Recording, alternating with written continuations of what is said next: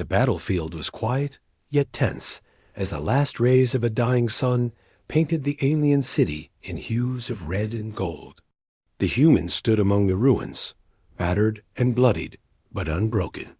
His armor bore the scars of countless skirmishes, each mark telling a story of survival and defiance. Around him, alien warriors tall, angular, and imposing hovered cautiously, their weapons still ready, but their confidence shaken. They had come to eliminate him, the so-called human interloper, yet here he remained. Unyielding dot, he had not come for glory or conquest. He had come because the lives of the royal family depended on him. The royal heir, the youngest and most vulnerable of the lineage, had been under threat for months. Political machinations, rival factions, and assassination attempts had left the palace walls crawling with spies and traitors.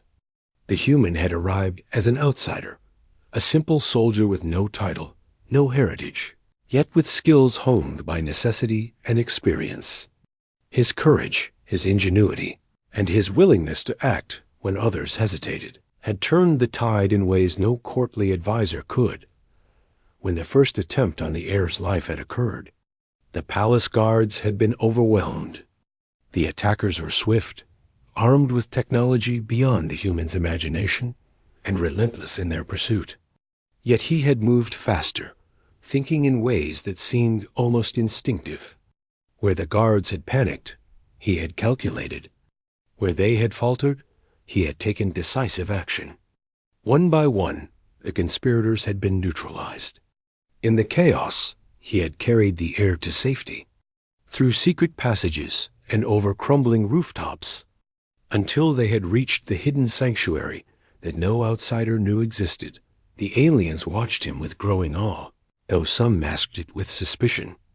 The queen herself, a regal figure with an aura of authority that seemed to bend the very air around her, studied him from a distance. Her eyes, sharp and calculating, softened slightly whenever they fell upon him. The court had doubted his ability, dismissed his methods as reckless, yet the outcome was undeniable. The heir lived. The royal bloodline, the heart of their civilization, remained intact because of this human dot. It had not been an easy journey. Each encounter tested the limits of his endurance and spirit. In the caverns beneath the city, he faced creatures bred for war, their claws tearing at stone and metal alike. In the skies above, he navigated a maze of shifting platforms and gravitic traps, outmaneuvering drones designed to capture or kill. Every challenge had been met with a mixture of human ingenuity and sheer determination. And in the darkest hours, when hope seemed to flicker like a candle in the wind, he had refused to yield. The queen approached him now, her presence commanding, yet tinged with curiosity. She had watched him not just with the eyes of a ruler, but with the scrutiny of one who understood the weight of survival. When she spoke, her voice was calm, carrying the subtle authority that had guided a civilization through centuries of turmoil. "He is ours," she declared, her gaze locking onto him with a mixture of admiration and something else, something deeper that the court could not name. The statement echoed through the hall, resonating with truth beyond political nuance.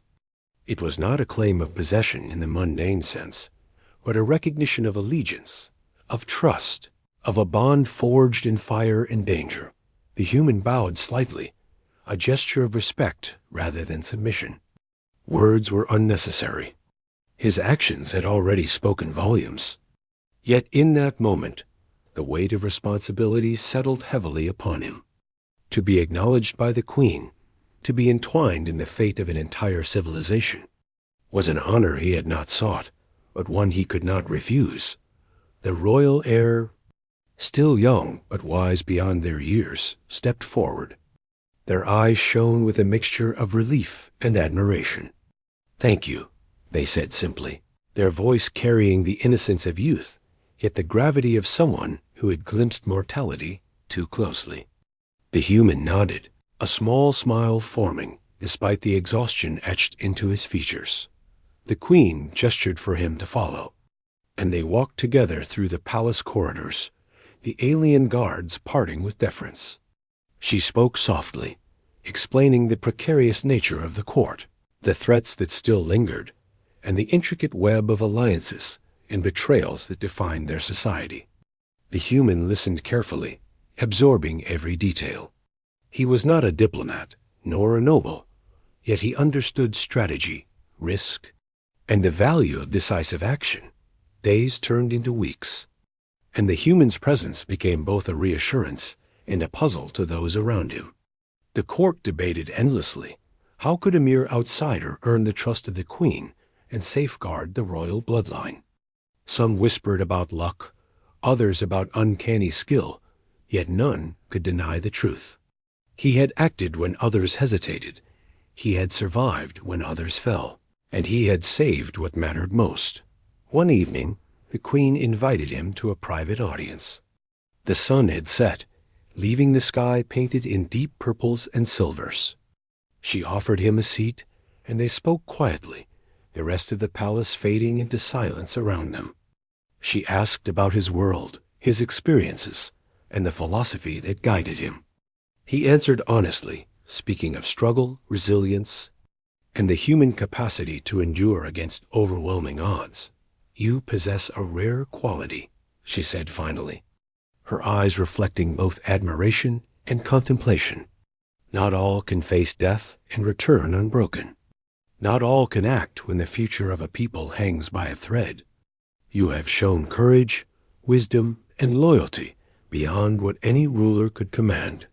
That is why I say, he is ours." The human remained humble, acknowledging her words with quiet dignity. Recognition was not what he sought. Survival, protection, and doing what was right had been his only goals. Yet he understood the weight of her declaration. To be accepted, to be trusted, to be considered a guardian of a civilization, was an honor that carried immense responsibility. In the weeks that followed, he trained with the palace guards, sharing techniques that combined human ingenuity with alien technology. The aliens were quick learners, their discipline and precision complementing his adaptability. Together, they forged a force capable of defending the royal family against any threat. His presence elevated the palace from a vulnerable target to a bastion of resilience, a symbol of unity between species and the strength of courage over hierarchy. The royal heir grew more confident under his watch. The child's laughter, once rare and cautious, now echoed through the halls. Lessons in strategy, survival, and loyalty were shared in moments of quiet teaching, where the human's experience became a bridge between the alien court's tradition and the raw ingenuity of humanity.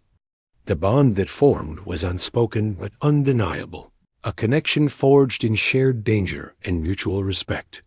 Political tensions continued outside the palace walls. Rivals sought to exploit weakness to test the limits of the queen's authority. Yet with the human by her side, the queen's decisions carried a new weight. His counsel, grounded in pragmatism and courage, proved invaluable. Where the court had debated endlessly, he acted decisively.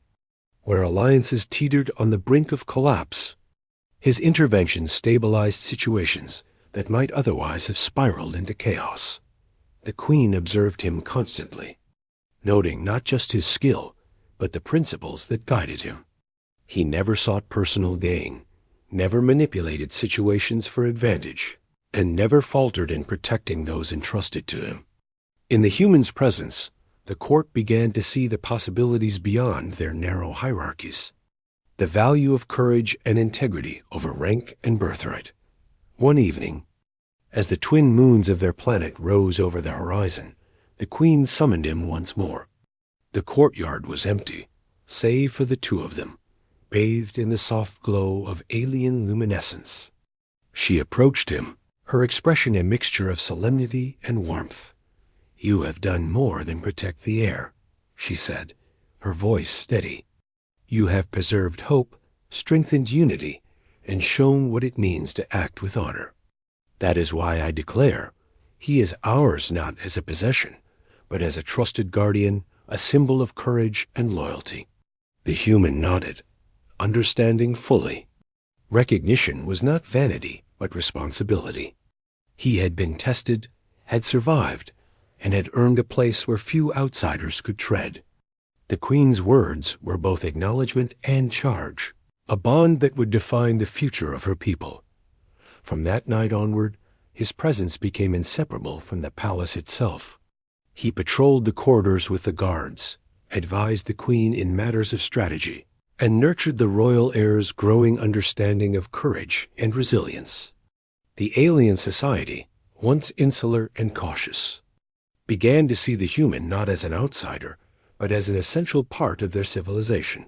Years would pass, and the memory of the threats that had once loomed so large would fade. Yet the story of the human who saved the royal bloodline endured, told in whispers and songs, in the quiet pride of those who had witnessed his deeds. He remained steadfast, humble, and vigilant, a living testament to the idea that courage, ingenuity, and loyalty could transcend species, culture, and expectation.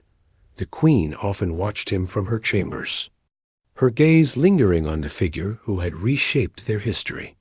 In his quiet determination, she saw not just a protector, but a symbol of what her people could achieve when guided by honor and courage. Her declaration, "He is ours," had not been a fleeting statement of gratitude. It was a recognition of truth, a binding acknowledgement that some individuals, no matter their origin,